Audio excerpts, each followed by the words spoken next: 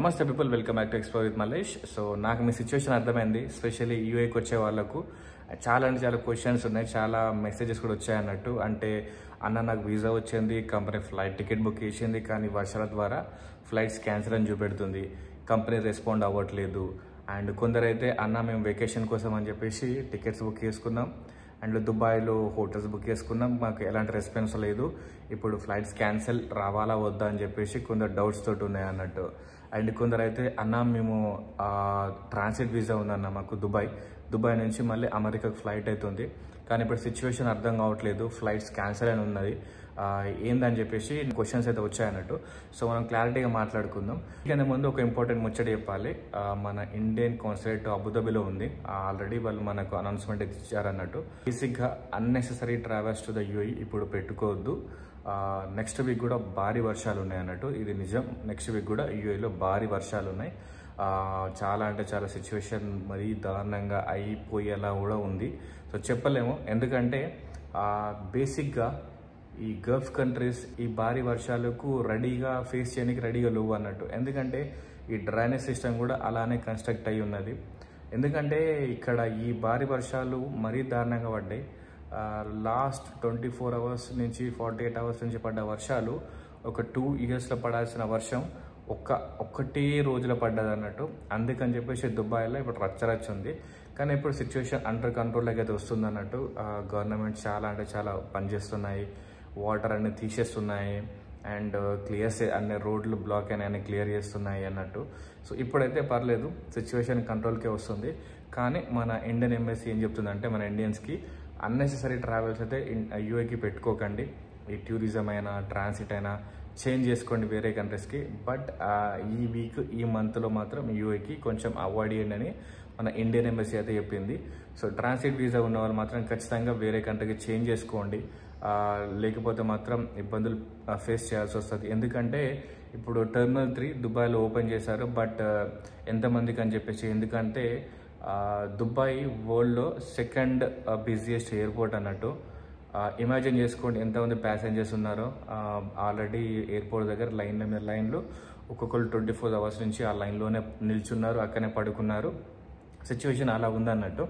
So అర్థం చేసుకోండి, అన్నెసరీగా యూఏకి మాత్రం అస్సలు రాకండి. అండ్ ఇంకో క్వశ్చన్ ఏంటంటే visas plus flight tickets. Yes, ఏం పర్లేదు, కంపెనీకి అంత సిచ్యువేషన్ తెలుసు, మీరు ఎక్స్ప్లెయిన్ చేయాల్సిన అవసరం కూడా లేదు. వెయిట్ చేయండి, కంపెనీస్ ఇప్పుడు కొన్ని రిప్లై ఇవ్వలేకుండా ఉన్నాయి, ఎందుకంటే వర్క్ ఫ్రమ్ హోమ్ అన్ని కంపెనీలు ఇప్పుడు ఆపరేషన్ లేవు అన్నట్టు.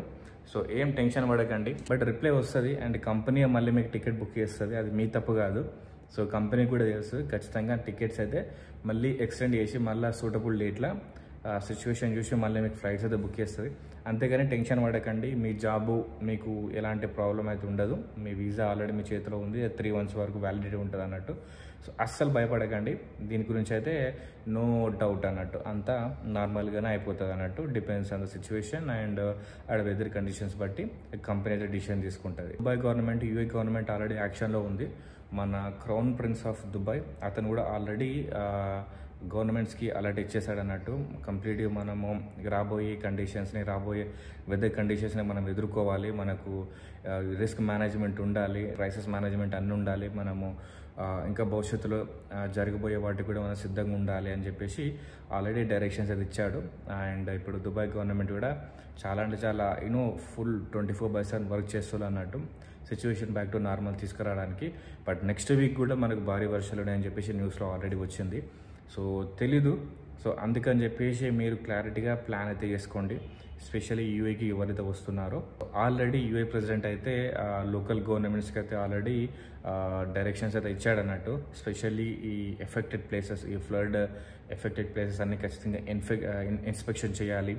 అవి పబ్లిక్ సేఫ్టీ టు యూజా లేదా ఏమైనా రిపేర్స్ చేయాలా లేదా అని చెప్పేసి చాలా డైరెక్షన్స్ అది ఇచ్చాడన్నట్టు. సో అవి కూడా పనులు ఆల్రెడీ ఫుల్ ప్లెడ్జ్గా స్టార్ట్ అవుతున్నాయి. సో మేబీ ఇప్పుడు సిచ్యువేషన్ అండర్ కంట్రోల్లో రాగానే ఆ ఇన్స్పెక్షన్స్ అయినా అంత క్లారిటీగా అనేది వాళ్ళు మళ్ళీ ఇన్స్పెక్ట్ చేసి అప్పుడు మనకు పబ్లిక్కి రెడీ టు యూజ్ అంటే మనకైతే అవి రిలీజ్ చేస్తారు అన్నట్టు. సో పబ్లిక్ కెన్ యూజ్ అన్నట్టు. అండ్ ఈ భారీ వర్షాలకు చాలామంది కార్లు డ్యామేజ్ అయినాయి, చాలామంది ఇల్లులు డ్యామేజ్ అయ్యాయి, చాలా ఈ ఫ్లడ్ వల్ల ఎఫెక్ట్ అయ్యాయి అన్నట్టు. అండ్ కొన్ని కంపెనీస్ ఇన్సూరెన్స్ ఇవ్వడానికి ముందుకు వచ్చేస్తున్నాయి. బెస్ట్ కంపెనీ వచ్చేసి ఎంఆర్ ప్రాపర్టీస్.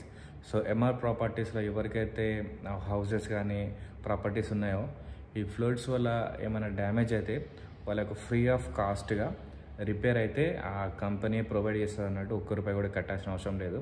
అండ్ అదేవిధంగా కొన్ని వెహికల్ ఇన్సూరెన్స్ కంపెనీస్ కూడా ముందుకు వచ్చాయి, బట్ అన్ని కంపెనీస్ రాలేదు. ఎందుకంటే ఇది న్యాచురల్ డిజాస్టర్ అండ్ చాలా వెహికల్స్ అయితే ఈ ఫ్లడ్స్ వల్ల ఖరాబ్ అయ్యాయి. అండ్ ఆ ఇన్సూరెన్స్ కంపెనీస్ కూడా చాలా ఇబ్బందికరమైన సిచ్యువేషన్ అన్నట్టు, చాలా లాస్లోకి వెళ్తాయి ఆ కంపెనీస్ కూడా.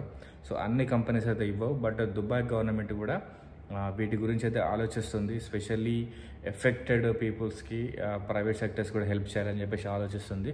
సో మేబీ ఇంకొక ఈ వీక్ అయినా నెక్స్ట్ వీక్ అయినా దుబాయ్ గవర్నమెంట్ ఏమైనా రిలీజ్ చేస్తుంది, ఏమైనా ప్రైవేట్కి ఇన్సూరెన్స్ కవరేజ్ అయినా ఏమైనా చేయొచ్చు. గవర్నమెంట్ నుంచి ఏమైనా ఇన్ఫర్మేషన్ వస్తే ఇన్సూరెన్సెస్ గురించి కూడా మీకు ఖచ్చితంగా తెలియజేస్తా. సో అప్పటి వరకు జాగ్రత్తగా ఉండండి.